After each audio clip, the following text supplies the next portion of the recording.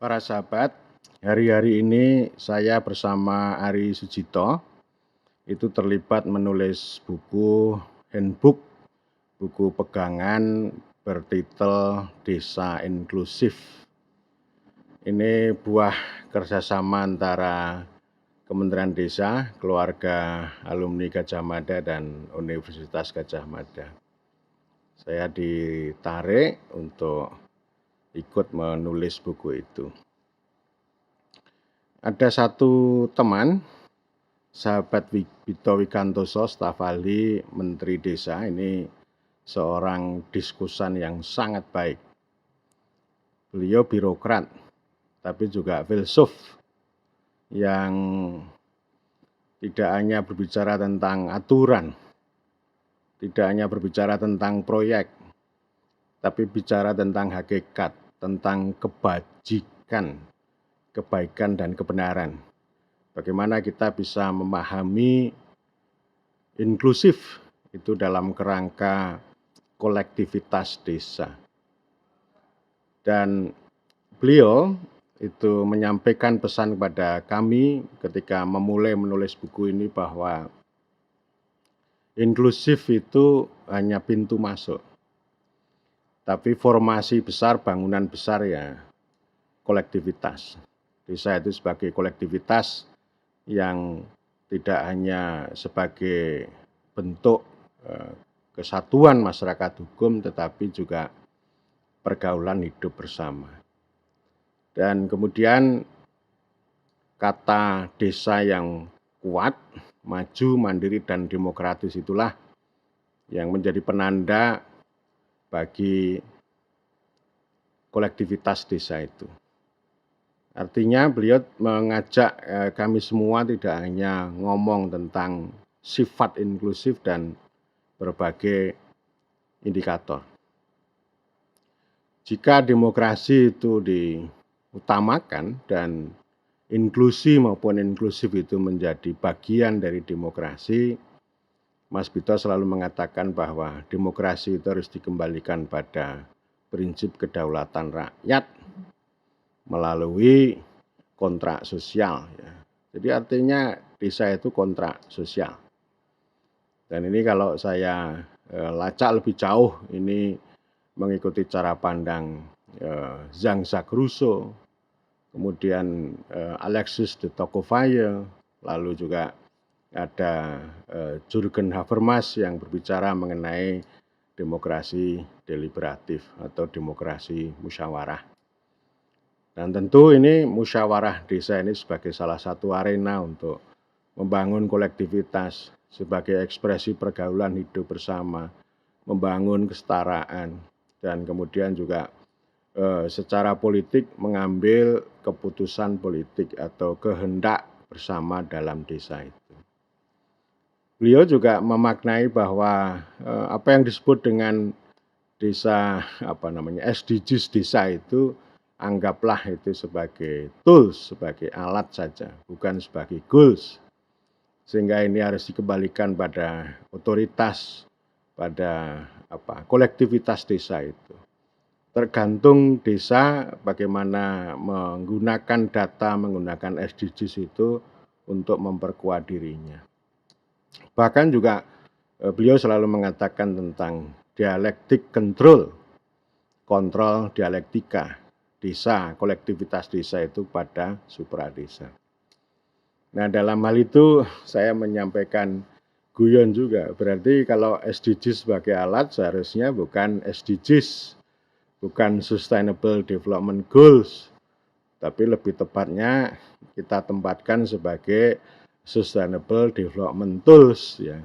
Bukan tools yang atau alat yang itu digunakan oleh teknokrat untuk mengendalikan desa, tetapi tools bagi desa. Alat bagi desa, pembangunan itu sebagai alat bagi desa. Meskipun di dalamnya juga mengandung spirit gitu. Saya juga sering mengatakan bahwa ya demokrasi ini kan membentuk desa. Jadi artinya village making itu sangat ditentukan secara teknokratik, saintifik dengan pembangunan dan itu lebih banyak membuahkan kegagalan. konstruksi desa tertinggal itu kan sebenarnya juga konstruksi teori modernisasi atau developmentalisme atau pembangunan. Itu sudah sekian tahun yang lalu gitu. Ya mereka datang masuk ke desa, membuat banyak hal ya, entah itu melakukan modernisasi administrasi, pertanian, teknologi tepat guna, pelayanan sosial macam-macam gitu. Tapi kok nyatanya juga hari ini desa masih tertinggal. Jadi masih ada lah konstruksi desa tertinggal. Ini kan artinya kan kemudian pembangunan itu adalah proyek. Tidak lebih dari itu. Proyek yang itu direkayasa, diteknikalisasi secara saintifik begitu. Jadi ini kita merethinking atau menantang atau mengkritik ulang konsep inklusif supaya itu nanti tidak menjadi sebuah instrumen juga gitu. Dan saya mengutip pendapat sahabat Ari Sujito ya. Ari Sujito itu mengingatkan begini nih ya. Ini menarik juga ini ya. Dan bertenaga. Inklusif bukan sekedar adjektif itu kata sifat atau hanya pelengkap atau dalam waktu diskusi dia bilang ini hanya tempelan ya, hanya tempelan. Namun inklusif lebih menggambarkan nilai keadilan, kesetaraan yang memberdayakan. Jadi keadilan dan kesetaraan, bukan sekedar kebebasan. Dan ini sangat Rousseauian ya, Tocquevillian ya. Mereka berdua itu kan kritis terhadap hukum dan juga kritis terhadap kebebasan. Jadi yang saya kupas sebelumnya ya hukum yang digunakan untuk menjamin kebebasan itu hanya berguna bagi orang-orang yang punya harta benda. Bagi orang-orang yang tidak punya harta benda, hukum itu sebagai ancaman. Dan dari poin itu, itulah pentingnya kesetaraan. Bukan hanya sekedar kebebasan, tapi juga kesetaraan. Ari Sujito juga bilang begini, inklusif sebagai penanda transformasi yang berlangsung di desa sebagai subjek yang berjuang mewujudkan keadilan. Sebagai subjek kunci, desa menjadi aktor penting pembangunan pemerintahan dan kebudayaan yang sekaligus desa sebagai ladang persemaian nilai tanpa diskriminasi, persamaan yang mengacu keadilan yang manusiawi. Jadi itu poinnya ya, karena kalau sudah kata desa inklusif itu lalu jadi merek dagang, jadi semacam ya dia istilah saya itu scientific ya. Nanti akan saya kupas lebih jauh ya tentang demokrasi scientific di lain kesempatan. Jadi artinya kalau sudah menggunakan kata inklusif atau kata sifat itu lalu orang akan lari pada measurement gitu ya. Pada pengukuran, pada indikator ya. Dan lalu indikator itu nanti ujungnya adalah bagaimana melakukan social engineering, rekayasa sosial. Jadi bukan transforming. Dan karena itu kami dalam buku itu mengambil posisi ya, bukan bagaimana kita merekayasa desa menjadi inklusif, tetapi kita melakukan transforming, melakukan transformasi untuk merajut desa itu sebagai entitas kolektif.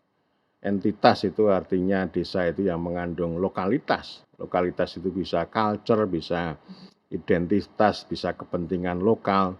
Lalu yang kedua, desa itu mengandung life dan livelihood, ya, di kehidupan dan penghidupan. Jadi dia bukan hanya wilayah, dia bukan hanya ruang yang kosong yang nanti bebas untuk diorek-orek oleh siapapun yang mengendaki social engineering. Kemudian yang ketiga juga mengandung representasi. Representasi itu ya bagaimana lokalitas dan life maupun kepentingan itu dihadirkan. Baik dihadirkan oleh rakyat, oleh petani, oleh entitas kolektif, oleh kepala desa, oleh BPD dan seterusnya. Itu yang kemudian dirajut menjadi kolektivitas ya. Jadi kolektivitas itu sudah transform dari komunalitas gitu ya. Jadi kita menghargai ya, kalau komunal itu kan kita terlalu romantis, terlalu esensialis. Ini kita transform. Yang intinya kita harus kembali pada sebuah prinsip bahwa desa itu milik rakyat. Rakyatnya ini begini, rakyat itu dalam dua pengertian kalau kita di lokal termasuk di desa. Yang pertama itu sebagai rakyat dalam pengertian folk. Folk itu ya kosakata wong cilik, wong desa, wong pribumi, wong gunung, dan seterusnya. Dan folk ini pakai F ya, tapi kalau dalam bahasa Belanda disebut pakai V. Kemudian ada istilah Volksgemeenschapppen. Ini yang kemudian melahirkan kesatuan masyarakat hukum pribumi, kesatuan masyarakat hukum adat, atau yang disebut dengan self-governing community, atau pemerintah bersama masyarakat. Yang kedua adalah rakyat dalam pengertian people. Kalau yang pertama tadi antropologis, tapi juga direpresentasikan secara politik. Kalau people ini jelas dia adalah politik, sebagai konsep politik. Ini yang melahirkan kedaulatan rakyat. Artinya desa itu juga punya pemerintah desa yang dibentuk oleh people.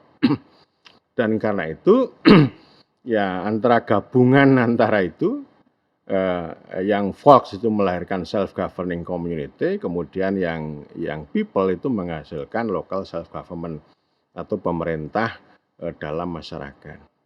Sehingga ini hibrid, ini campuran ya. Undang-undang desa itu mengendaki semacam itu. Kita tidak bisa dengan model yang local self-government gitu, karena memang realitas sosialnya itu yang namanya Volks itu tetap masih ada. Dan campuran itu bukan berarti local state government atau negara lokal, negara kepanjangan tangan gitu ya. Tetapi pemahaman dan praktek desa sebagai local state government ini masih sangat kuat, yang itu asal-usulnya dari konsep Dorpsbestuur zaman kolonial. Ya, termasuk pemerintahan desa yang birokratik administratif yang masih dirawat sampai sekarang. Dan karena itu kalau kita berpikir tentang kolektivitas yang inklusif itu, maka poin paling penting yang harus dilawan adalah itu tadi, tradisi atau watak atau formasi pemerintahan administratif birokratik itu. Yang ini memang harus dijebol karena ya, artinya pemerintah desa itu bukan lagi menjadi milik rakyat, baik people maupun folk, tapi itu kepanjangan tangan dari atas atau local state government. Ini yang pertama harus dibongkar. Kemudian yang kedua yang juga harus dibongkar ya pembangunan itu sendiri gitu. Jadi pembangunan ini luar biasa. Jadi kalau zaman Orde Baru ini kan beriringan ini antara pola pemerintahan yang administratif, yang birokratik, kemudian yang kedua adalah pembangunan, modernisasi gitu, atau developmentalisme. Jadi developmentalisme pada waktu itu ya memberikan toleransi pada otoritarianisme. Otoriter nggak apa-apa, yang penting pembangunannya jalan. Sehingga ini dua-duanya ini malah justru menciptakan marginalisasi atau eksklusi atau pengabaikan terhadap orang banyak. Tidak hanya kelompok rentan, kalau kelompok rentan pasti itu kelasnya itu paling bawah gitu. Jadi pembangunan itu luar biasa dan kenapa saya selalu mengkritik pembangunan.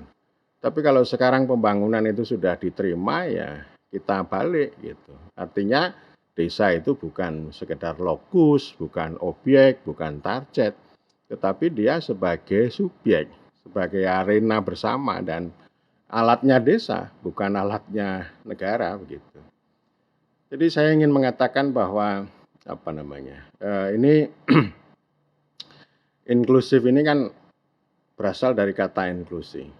Kalau saya ya kebanyakan kalau orang kan inklusi itu memandang ini ya para pihak yang rentan, yang terpinggirkan, kaum miskin, kemudian difabel dan seterusnya gitu, yang kemudian sering dianggap left behind ya, tertinggal di belakang gitu.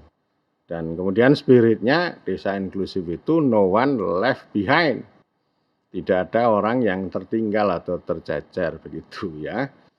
Nah ini saya kritik ini konsep no one left behind ini gitu. Dan Mas Bito sebelumnya, di hari sebelumnya ngomong tentang equality before the law.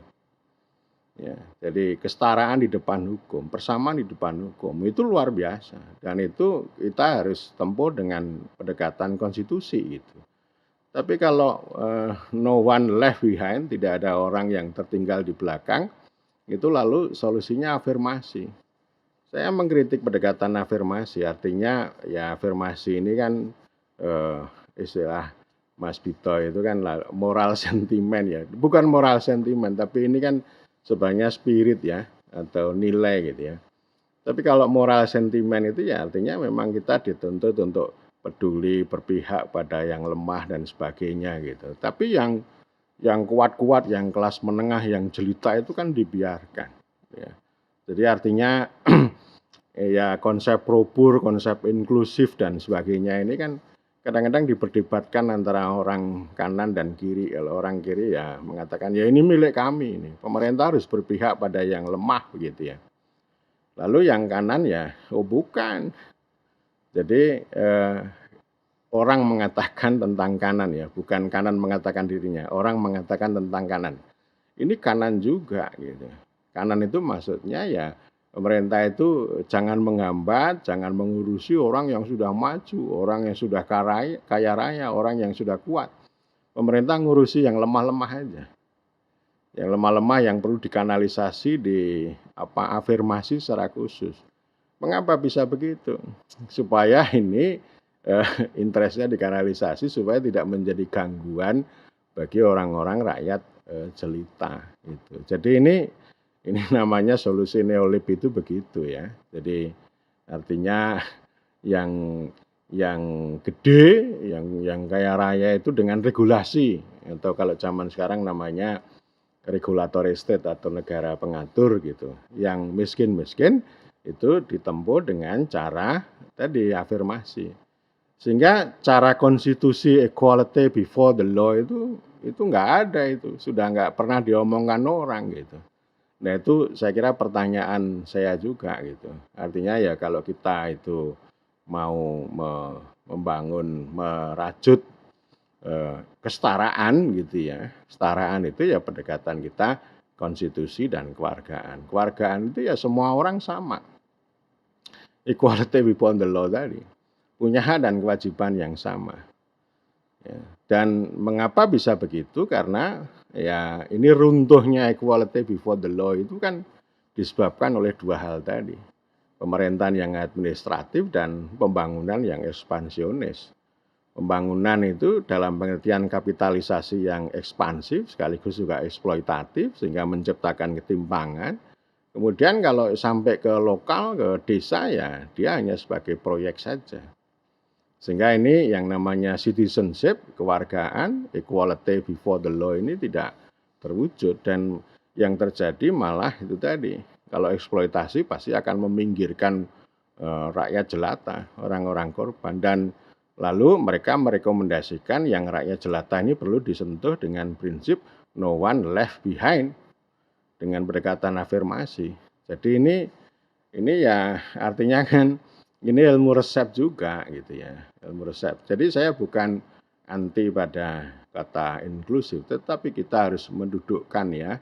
Dan kata inklusi ini sama dengan partisipasi. Jadi ini harus ditempatkan sebagai nilai, sebagai kata benda, sebagai nilai, sebagai kata benda yang itu menjadi bagian dari formasi besar bernama demokrasi. Jadi kalau itu diteknikalisasi, lalu yang terjadi ya nanti instrumen. Jadi yang penting jadi proyek dan dimobilisasi. Jadi orang-orang itu dimobilisasi untuk kepentingan proyek inklusif itu.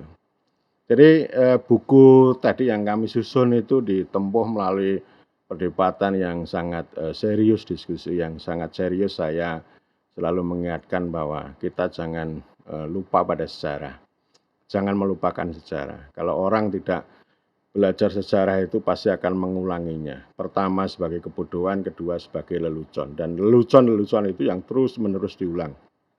Karena itu ini kesempatan kita untuk mengkritik, untuk membaca, merenung kembali gitu ya. Dan Mas Vito mengingatkan bahwa ini proses selama 2 minggu ini anggaplah ini sebagai prakondisi atau semacam proses dialektika.